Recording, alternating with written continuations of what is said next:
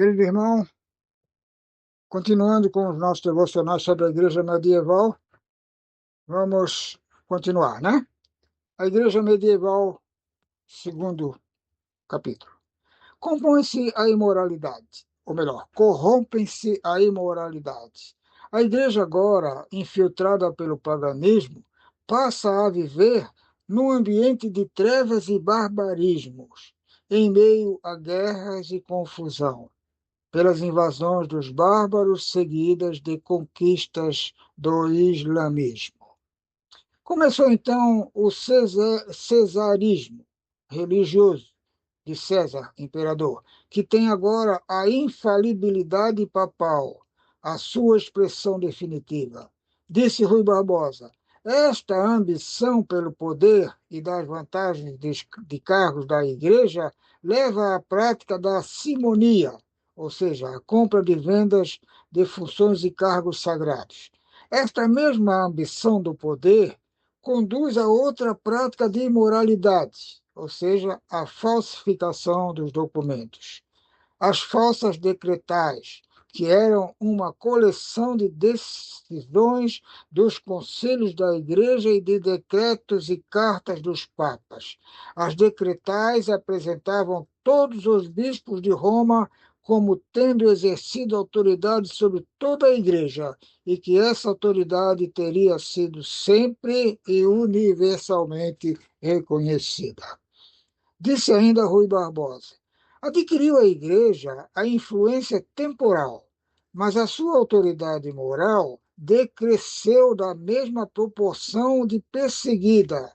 Tornou-se perseguidora, buscou riqueza e corrompeu-se. E a corrupção era clamorosa.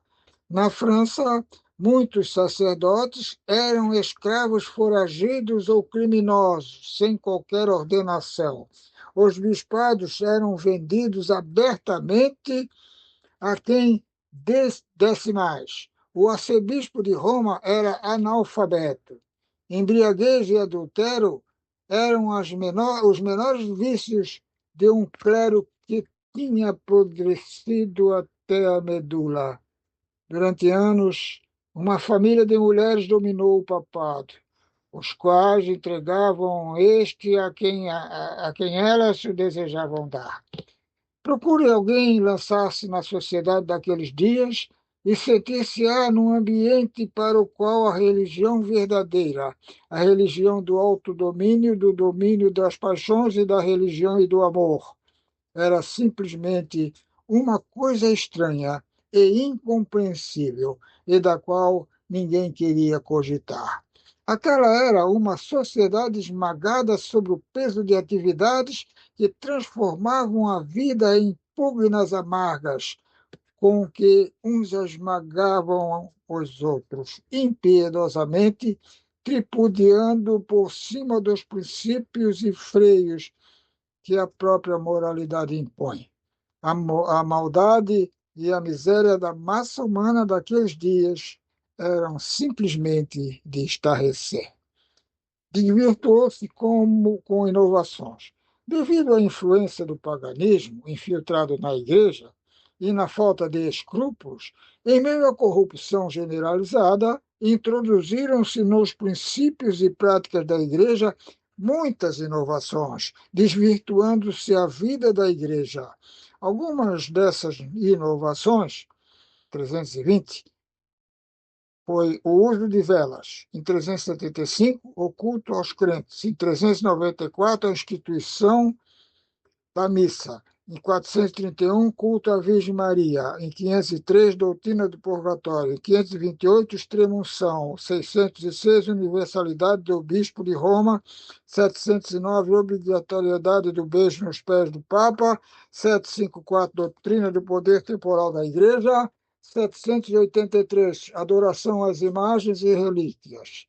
850, uso da água benta. 993, canonização dos santos. 1074, celibato sacerdotal.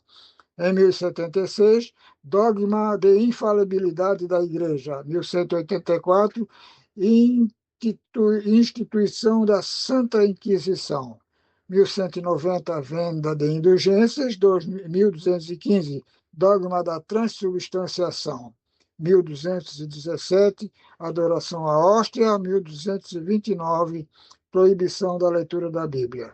Continua amanhã. O irmão em Cristo e pastor João Salles.